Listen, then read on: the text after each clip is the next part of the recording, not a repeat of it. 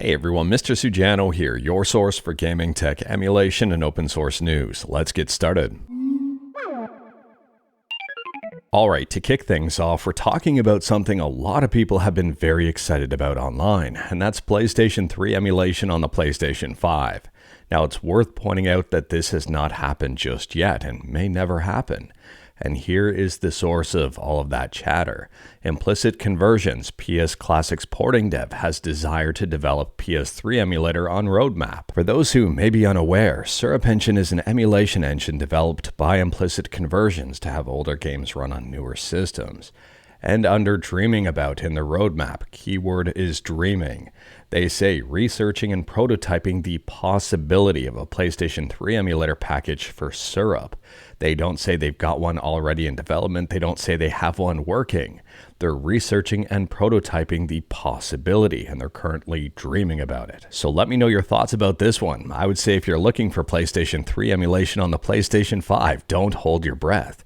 I'm assuming if this happens, if it actually materializes, it's probably not going to happen for a while.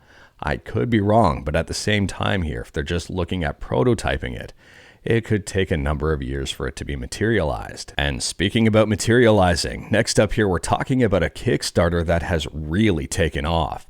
There's 39 days left to go and they've already smashed their goal, and this is for the MCON, the switchblade of mobile controllers. So when it officially releases, the MSRP of the MCON they're saying here is going to be $149, and right now they have a super early bird tier on for 33% off that for $99. And then they'll have a later on tier here for $119. The controller itself seems to have a pretty neat concept. You press a couple of buttons and it launches the phone out. Hopefully it doesn't launch the phone off the holder there and just launch it into oblivion. But at the same time here, I mean, this seems pretty portable and a lot of people seem to be excited about it. On the back of the controller, it seems they have sides that fold down to create hand grips, and there are plates that you stack your phone on. So I guess if you've got a camera bump, you'll have a couple of extra plates to raise that phone up to make it stay flush. The phone attaches to the controller with a magnet. It connects to the phone via Bluetooth. And taking a look here, it has Hall effect joysticks, silent buttons, which might be nice when you're in a public place, as well as 2 different colors. Let me know your thoughts about this one. It's a very interesting concept, and would you be interested in backing something like this or wait for it to release? Now, for full transparency, I'm not going to be backing this project because I've been burnt by Kickstarter a whole bunch in the past. I'm going to wait for this thing to officially release and see how it is then and maybe pick it up. I mean, it does look pretty interesting. And I do like their right to repair philosophy by being able to take this thing apart and repair it if something were to break. And on a side note here, in addition to just Bluetooth, it appears that you'll be able to connect this to your phone via USB-C, which I think a lot of people will like. I don't know how this is going to turn out. Hopefully it materializes and hopefully it pans out really, really well. Shipping appears to be about $10 to $20. Next up, we're talking about Sega Master System and Game Gear emulation with Gearsystem, and Gearsystem just got a brand new update. So at the time of filming, Gearsystem 3.6.1 is the latest update. We've got bug fixes, we've got improvements and brand new features. There's now light phaser support, paddle control support, and it now supports multi-carts. Gearsystem is 100% free, it's open source, it's available for Windows, Linux, and Mac, and you're probably most familiar with it via Retroarch. Next up, we're talking about some interesting gaming monitors from LG, who are set to reveal these at CES 2025. Well, at least reveal them in person because they've already been revealed. So they've revealed 45-inch OLED 5K 2K displays. So the resolution on the 45-inch models will be 5120 by 2160, which is where they're getting 5K 2K. The response rate on this one is going to be 0.03 milliseconds, and on top of that, one of them will be bendable. They also say the refresh rate is 165 Hz, but you can double that if you lower the resolution down to 1080p at 330 Hz. While the technology arguably seems pretty exciting, in my opinion, the pricing definitely isn't. These are priced at about $2,000 USD, at least that's what's being reported, and they'll release Q1 2025, so January, February, or March timeframe. Let me know your thoughts about this one and if $2,000 for a monitor is attractive to you. And speaking about upcoming hardware that is arguably pretty expensive, next up we're talking about the upcoming NVIDIA RTX 5080 and 5090. Now, in a previous video, we talked about how there were pricing rumors out there showcasing that the price may be over $1,000. maybe over $2,000 depending on the card you pick up. And it seems the wattage has now leaked, and it seems to be up there as well. So the 5090 is reportedly featuring a TDP of 575 watts, with the 5080 set at a much lower but still high 360 watts. Now we're set to know pricing of these cards pretty soon, possibly as early as next week. But at the same time here, it just seems that pricing for GPUs is going to be pretty expensive. We could be surprised and they could be cheaper than anticipated. But at the same time here, they're expecting about $2,400 to $2,500, possibly $2,600 for the 5090. And continuing to speak about hardware, next up here, we're talking about something that does have an integrated GPU, and that's the new MSI Claw 8 AI Plus. This thing has been getting out to reviewers, and Retro Gamecore has a brand new video showcasing this handheld in action. I do recommend checking out Russ's review, and like everything I talk about, link will be in the description below right at the bottom. A couple of notes here, he does say the handheld is heavy, and he's not the biggest fan of the GPU drivers. The price on this is $900 overall, or $899 if you want to be specific.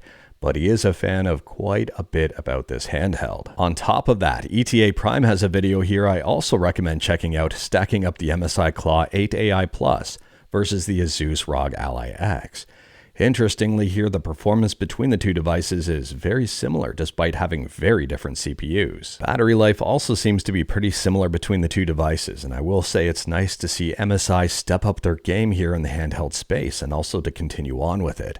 I'm very curious to see if things improve as time goes on, possibly with drivers and overall adoption for the MSI Claw, or if it just stays at this and just is a competitor to something like the ROG Ally X. Now, I don't know about you, but to me it seems that Intel has really stepped up their game in this space. I mean, MSI is sticking with Intel here, and the performance here is impressive, in my opinion, for Intel.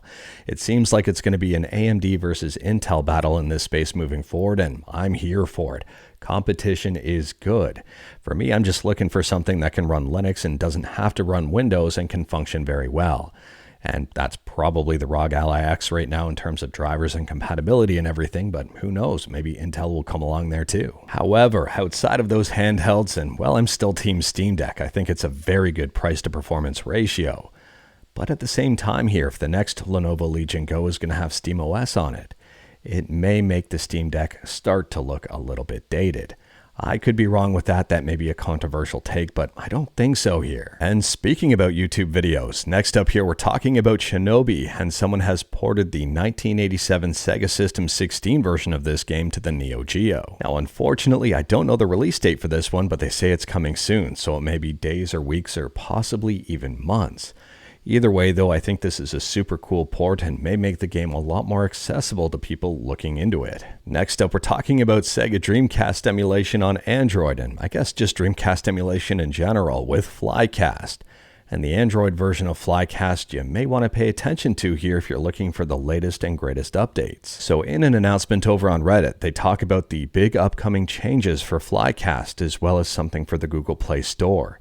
If you do have an Android device, if you've got the Google Play Store and you use Flycast, you can opt in to be a beta tester for Flycast via the Google Play Store and get one of the most up-to-date versions possible. So as for the new features and work-in-progress stuff, they've got new keyboard control implementation. They say using a keyboard should now feel much more smooth and realistic due to the latest ramp-up, ramp-down improvement for the stick controls when using a keyboard. Now the inputs won't go from 0 right to 100 when pressed. And this could be very good for games like Jet Grind Radio and Jet Set Radio. Additionally, they've got stability and performance fixes for many games like Fur Fighters, Daytona, and more. Native FFB improvements, Android Rumble improvements, retro achievement support, Discord-rich presences, and even more. So we're going to have to wait and see on this one, but it seems that the year of 2025 may be the year of Flycast. And speaking about Jet Set Radio, next up here we're talking about Jet Set Radio, but possibly not the original. So Sega has been teasing some Jet Set Radio news for 2025 in light of the game's 25th anniversary. Unfortunately, that's really about it. So this is more like news about news, I guess. I don't know, maybe it's useless to you, maybe it's not. Anyways, here they say, and this is a quote, "I'm still working on a new Jet Set Radio game. Incidentally, 2025 marks the 25th anniversary of Jet Set Radio, so I'm thinking about how to celebrate it." And that is really about it. I know a lot of people are excited about Jet Set Radio, and I wish I had more for you, but this is all we've got to go on right now. And speaking about upcoming games people may be excited about, next up we're talking about Hi-Fi Rush, or rather the studio behind Hi-Fi Rush, Tango Gameworks. And here is their announcement to start the new year. A new start, Tango Gameworks Studio has been reborn as Tango Gameworks Incorporated, proudly joining Krafton. We're excited to continue crafting games that bring joy to players around the world. Thank you for your continued support as we embark on this new journey. Now, some of you may look at this announcement and think, what's the big deal here? They're changing it from Tango Gameworks Studio to Tango Gameworks Incorporated.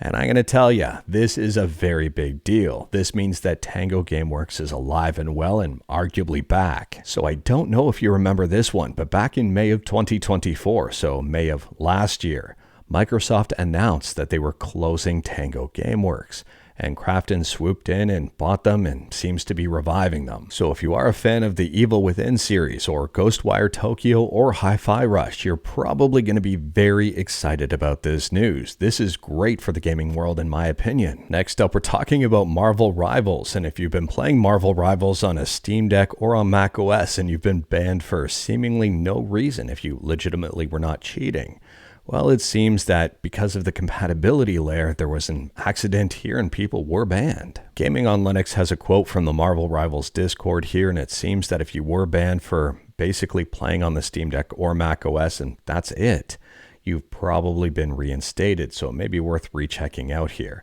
because they say we have identified the specific reasons behind these false bans and have compiled a list of affected players. We have lifted these bans and want to express our heartfelt apologies for the inconvenience this has caused. So on one hand, yes, this kind of sucks, but on the other hand, at least they owned up to it and have fixed it, or have seemingly fixed it. And at least they're still supporting this game on Linux, unlike some other games that have decided to go against Linux support, saying that Linux is a huge platform for cheating. I don't know about that one. Anyways, here I'm glad that Marvel Rivals has fixed the issue for Linux and Mac OS users. And last up here, we're talking about Retroarch. If you're a fan of Retroarch, if you're a fan of CloudSync, you may be a big fan of this news. We talked about it the other day and now it's here. Retroarch version 1.20 has dropped and has introduced CloudSync. For those who may be unaware, CloudSync stands for Subscribe to Mr. Sujano, and it's a seamless synchronization of the most important system configuration and save data to a dedicated private WebDAV server, from where these data can be synchronized across Apple devices. The current functionality is limited to Apple devices, macOS, iOS, and tvOS. However, that description may be a little bit outdated because it just says Apple devices, but if you take a look at the changelog here, it says stuff in here like enable CloudSync on Android and enable CloudSync on Windows. So again, if you're a fan of CloudSync, you may want to check out the latest version. But anyways, that is all I've got for you in this one. Straight to the point, all stuff and no fluff. We talked about a bunch today. Let me know your thoughts about absolutely any of it in the comments below. If you like this video, leave a like. If you didn't like this video, leave a like. Hit that subscribe button, check out my other videos. Don't tempt fate, save your state.